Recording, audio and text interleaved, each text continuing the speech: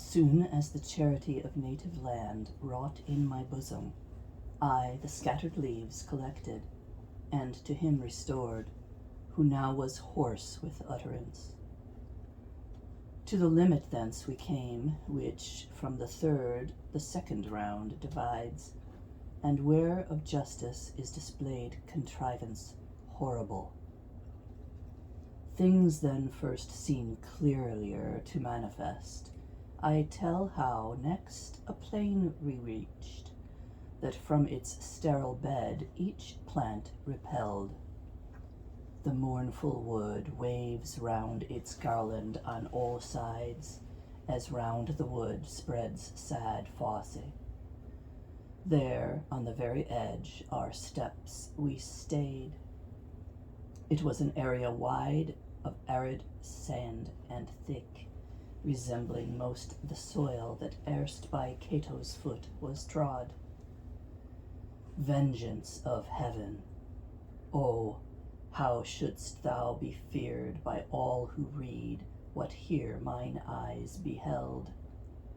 Of naked spirits, many a flock I saw, all weeping piteously, to different laws subjected. For on the earth some lay supine, some crouching close were seated. Others paced incessantly around. The latter tribe more numerous, those fewer who beneath the torment lay, but louder in the grief. O'er all the sand fell slowly wafting down dilated flakes of fire, as flakes of snow on alpine summit when the wind is hushed. As in the torrid Indian clime, the son of Ammon saw, upon his warrior band descending, solid flames that to the ground came down, whence he bethought him with his troop to trample on the soil, for easier thus the vapor was extinguished while alone. So fell the eternal fiery flood, wherewith the marl glowed underneath, as under stove the viands, doubly to augment the pain. Unceasing was the play of wretched hands, now this, now that way glancing, to shake off the heat still falling fresh. I thus began, Instructor, thou who all things overcomest, except the hardy demons that rushed forth to stop our entrance at the gate, say, who is yon huge spirit that, as seems, heeds not the burning, but lies writhen in proud scorn, as by sultry tempest immatured? Straight he himself, who was aware I asked my guide of him, exclaimed, Such as I was when living, dead such now I am.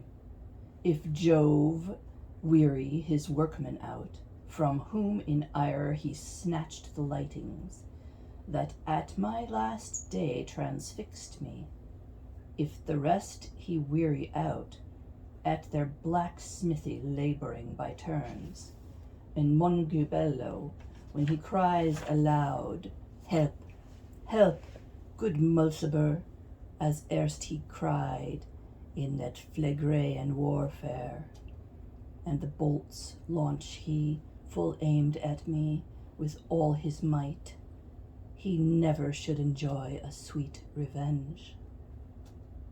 Then thus my guide, in accent higher raised than I before had heard him, Capaneus, thou art more punished, in that this thy pride lives yet unquenched.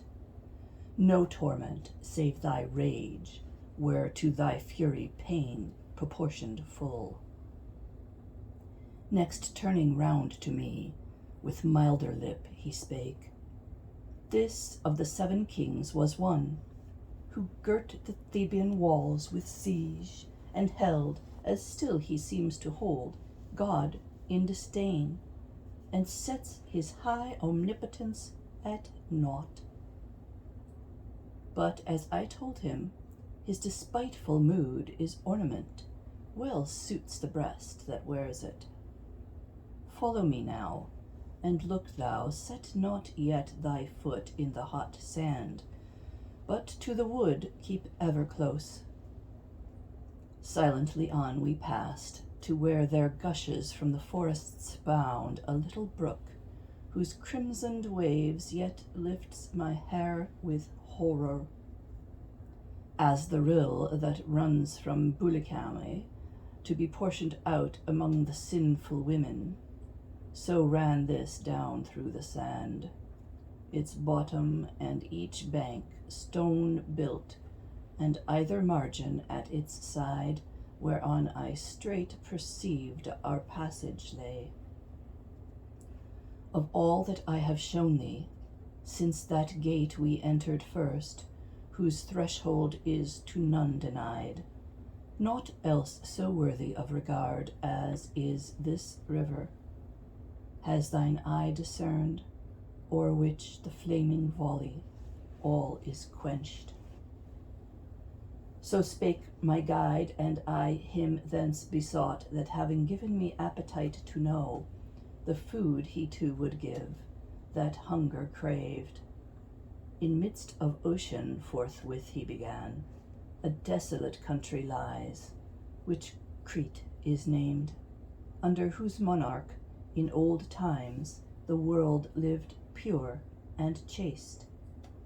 A mountain rises there called Ida, joyous once with leaves and streams, deserted now like a forbidden thing.